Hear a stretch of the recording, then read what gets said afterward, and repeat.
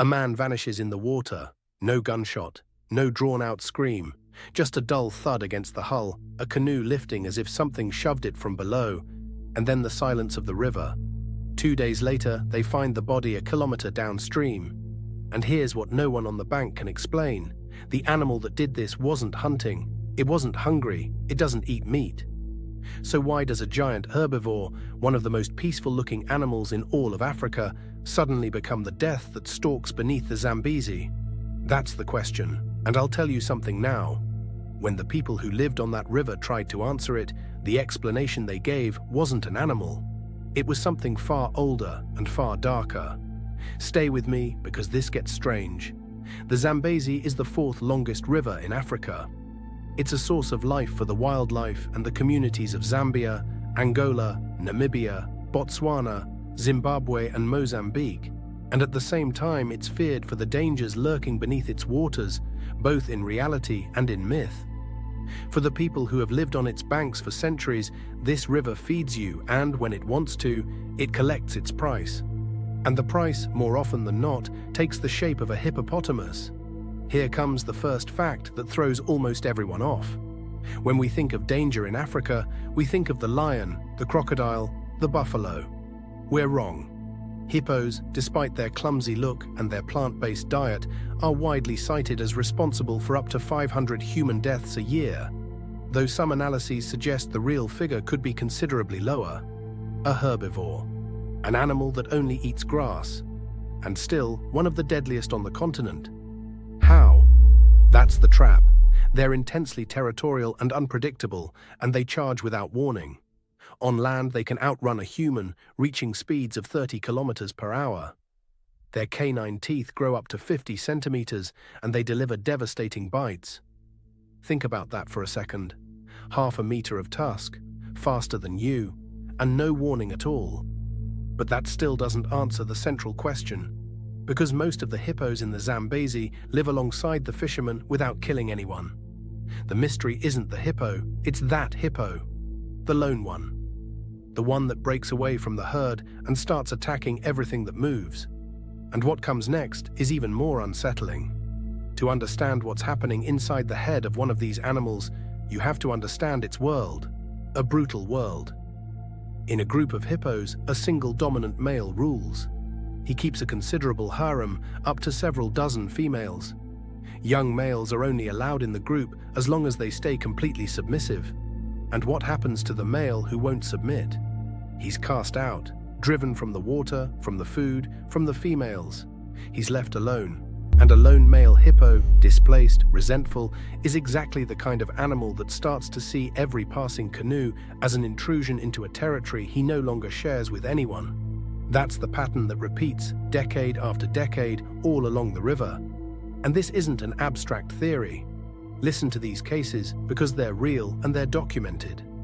In one riverside village, a lone hippo began attacking the canoes so systematically that the villagers themselves went out to hunt it down. They said a solitary hippo was attacking their canoes, and the men chasing it had nicknamed it after a famous fugitive, a single animal, given a name of its own, the way you name an enemy, the way you name something that has stopped being just any animal and become the problem.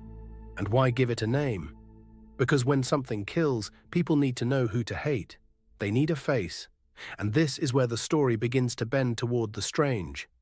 Wait, because what the river people believed was happening is the part that will really raise the hairs on your arms. Before that, one more case, so you see what one of these animals is capable of when it decides to attack a person. It happened on the Zambezi itself, near Victoria Falls. A hippo attacked 2 river guides, killing one and injuring the other. The attack began when a male hippo capsized the kayak. The animal tried to swallow the guide, but couldn't because of his size. So it let him go, then came back and attacked again, wounding him severely. Read that again, it tried to swallow him. A herbivore.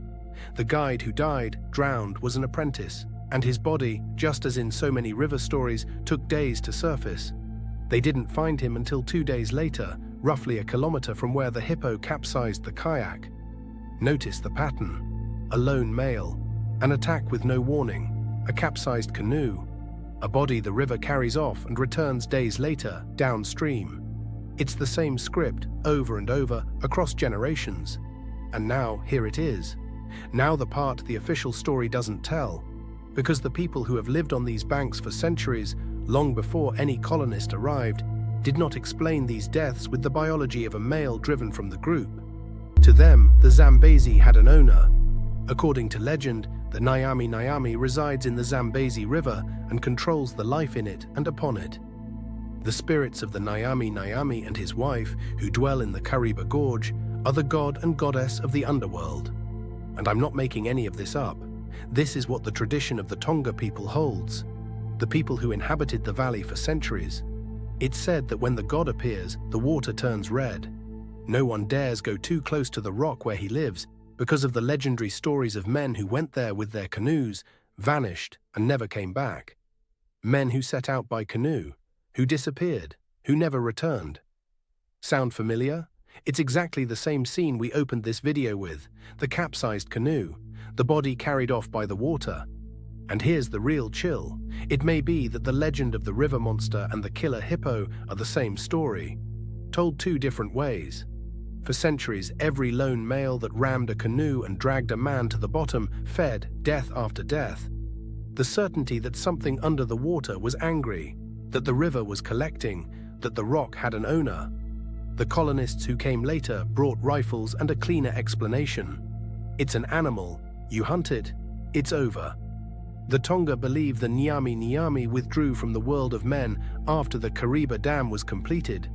The god left when the machines arrived, but the hippos stayed, and they kept killing. So let's go back to the question we started with.